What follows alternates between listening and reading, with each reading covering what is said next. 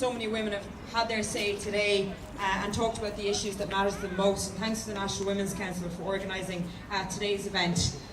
Many of you might have had a catalyst moment during your lives where you came across a barrier and you realised that you were being treated as unequal, or you were being treated differently purely because of your gender. And that might have been because you were overlooked for a promotion and a less qualified male candidate might have gotten it. It might have been in a boardroom where you said something or made a contribution and you were ignored, only to have a male colleague say the exact same thing 5 minutes later and everybody commends him. Or you might have experienced being judged purely based on your looks and not on your competence, not on your talents.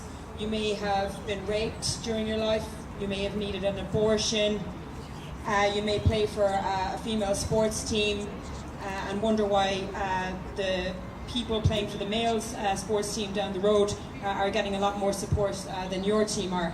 I suppose my catalyst moment was when I was in college and I came out as gay.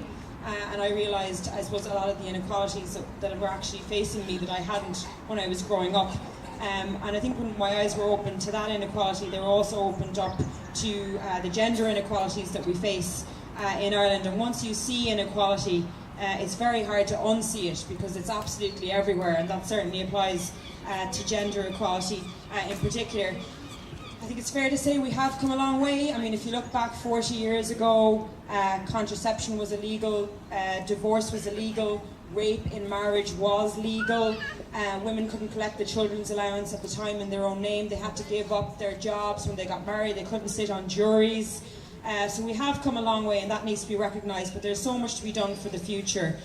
The gender pay gap, pension inequality, we need to have equal parental leave, affordable childcare, and of course repealing the 8th Amendment, which so many speakers have mentioned today. Nobody under the age of 50 has had a chance to vote on the 8th Amendment in Ireland. We know from the Amnesty Red C poll 87% of people are in favour of less restrictive abortion regulation in this country.